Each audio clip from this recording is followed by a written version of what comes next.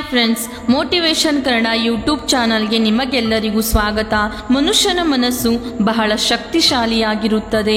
ಆದರೆ ಯಾವ ಕೆಲಸದಲ್ಲಿ ಹೆಚ್ಚಿಗೆ ಪ್ರಯತ್ನ ಮಾಡಬೇಕಾಗುತ್ತದೆಯೋ ಅದರಲ್ಲಿ ಆಲಸ್ಯ ಮಾಡುತ್ತಾನೆ.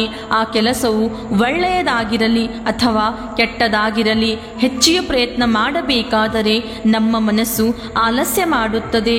ಓದಬೇಕಾದರೆ ಹೆಚ್ಚಿನ ಪ್ರಯತ್ನ ಮಾಡಬೇಕಾಗುತ್ತದೆ. ಅದರಲ್ಲಿಯೂ ನಮ್ಮ ಮನಸ್ಸು ಹೇಳುತ್ತದೆ, ಇದು ಎಲ್ಲ ಓದಬೇಕು, ಎಲ್ಲ ಬರೆಯಬೇಕು ಎಂದು ಆಲಸ್ಯ ಮಾಡುತ್ತದೆ.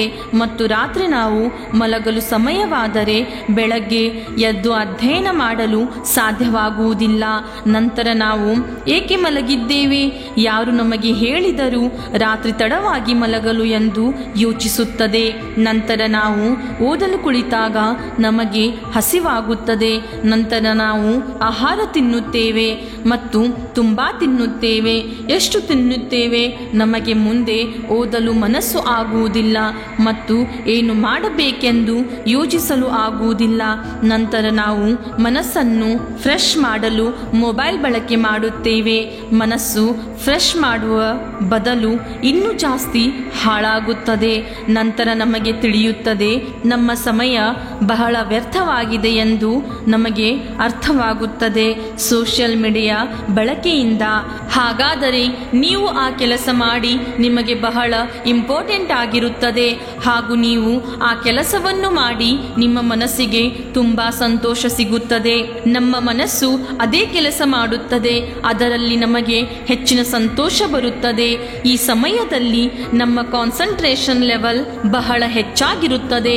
ಬಹಳ ಜನರು ಹೇಳುತ್ತಾರೆ, ನನ್ನ ಕಾನ್ಸಂಟ್ರೇಷನ್ ಲೆವೆಲ್ ಬಹಳ ಕಡಿಮೆ ಇದೆ, ನಾನು ಬಹಳ ವೀಕ್ ಇದ್ದೇನೆ ಎಂದು.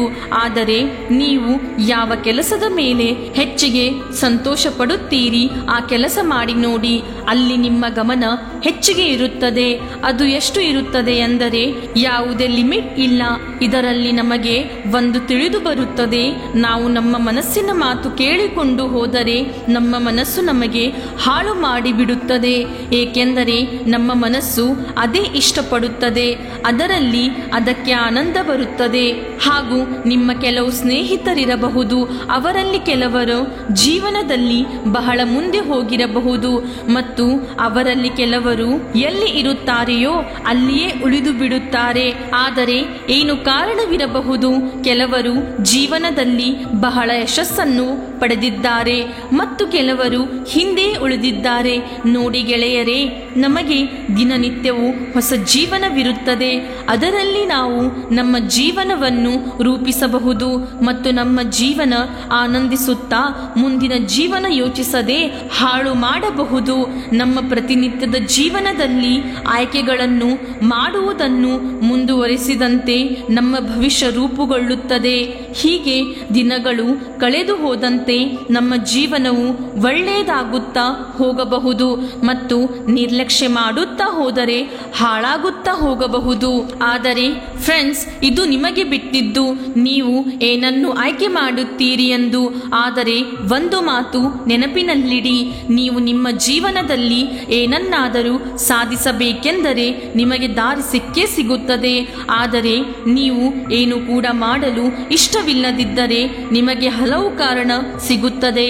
ಆದರೆ ಕಾರಣಗಳನ್ನು ಸೃಷ್ಟಿಸಲು ರೂಢಿ ಮಾಡಿಕೊಂಡರೆ ನಿಮ್ಮ ಜೀವನದಲ್ಲಿ ಎಂದಿಗೂ ಮುಂದೆ ಹೋಗುವುದಿಲ್ಲ ಮತ್ತು ನೀವು ನಿಮ್ಮ ಜೀವನದಲ್ಲಿ ಹಿಂದೆಯೇ ಉಳಿಯುತ್ತೀರಿ. ನಿಮ್ಮ ಜೀವನವು ಹಾಳು ಮಾಡಿಕೊಳ್ಳುತ್ತೀರಿ. ಕಾರಣಗಳು ಸೃಷ್ಟಿಸಲು ಹೋಗಬೇಡಿ. ನೀವು ನಿಮ್ಮ ಜೀವನದಲ್ಲಿ ಪ್ರತಿನಿತ್ಯ ಎಷ್ಟು ಕೆಲಸ ಮಾಡಬಲ್ಲಿರಿ ಅಷ್ಟು ಕೆಲಸ ಮಾಡಿ ಮುಗಿಸಿಕೊಳ್ಳಿ. ನಮಗೆ ಮುಂದೆ ಒಳ್ಳೆಯ ವ್ಯಕ್ತಿಯಾಗಬೇಕು ಮತ್ತು ಮುಂದೆ ಎಲ್ಲರೂ ನಮ್ಮನ್ನು ಮೆಚ್ಚಬೇಕು. ನಮ್ಮ ಜೀವನದ ಗುರಿ ಮುಟ್ಟಬೇಕು ಎಂದರೆ ಈಗ ನಾವು ನಮ್ಮ ದಿನನಿತ್ಯದ ಕೆಲಸದಿಂದ ಓಡಿ ಹೋಗಬಾರದು. ಈಗ ನೀವು ಪ್ರತಿಜ್ಞೆ ಮಾಡಿ, ನಮ್ಮ ಜೀವನದಲ್ಲಿ ಮುಂದೆ ಬರಬೇಕಾದರೆ ಕಷ್ಟ, ನಷ್ಟ, ನೋವು, ನಲಿವುಗಳು ಇವು ಜೀವನದ ಒಂದು ಭಾಗವೆಂದು. ಇದಕ್ಕೆ ಹೆದರಬೇಡಿ. ನಿಮ್ಮ ಮುಂದಿನ ಗುರಿ ನೋಡಿ, ಅದನ್ನು ಪಡೆಯಲು ಬಹಳ ಆಯಾಸ, ಬಹಳ ತರಹದ ಕಷ್ಟಗಳು ಬರುತ್ತವೆ. ಆದರೆ ಅದನ್ನು ನಾನು ಪಡೆದೇ ತೀರುತ್ತೇನೆ ಎಂದು ಪ್ರತಿಜ್ಞೆ ಮಾಡಿ. ಆದರೆ ಮೊದಲು ಕೆಲಸ ಮಾಡಲು ನಿಮಗೆ ಬಹಳ ತೊಂದರೆಯಾಗುತ್ತದೆ. ಕೆಲಸ ಮುಗಿದ ನಂತರ ನಿಮಗೆ ಸಂತೋಷವಾಗುತ್ತದೆ. ಒಂದು ದಿವಸದಲ್ಲಿ ನೀವು ಎಷ್ಟು ಕೆಲಸ ಮಾಡಬಲ್ಲಿರಿ ಅಷ್ಟು ಕೆಲಸ ಮುಗಿಸಿಬಿಡಿ. ಹಾಗೂ ಫ್ರೆಂಡ್ಸ್, ನಮ್ಮ ಜೀವನದಲ್ಲಿ ನಮಗೆ ಅನೇಕ ಆಯ್ಕೆಗಳಿರುತ್ತದೆ. ಏನಾದರೂ ಮಾಡಬೇಕೆಂದರೆ ನೀವು ಕೆಲಸದ ಮೇಲೆ ಹೃದಯ ಮತ್ತು ಆತ್ಮಶಕ್ತಿಯನ್ನು ಇರಿಸಿಕೊಂಡು ಆ ಕೆಲಸವನ್ನು ಮಾಡಿ. ಫ್ರೆಂಡ್ಸ್, ಗೌತಮ ಬುದ್ಧರು ಹೇಳಿದ್ದಾರೆ, 1,000 ಯುದ್ಧಗಳನ್ನು ಗೆಲ್ಲುವುದಕ್ಕಿಂತ ನಿಮ್ಮನ್ನು ಮೊದಲು ಜಯಿಸುವುದು ಉತ್ತಮ ಎಂದು ಹೇಳಿದ್ದಾರೆ.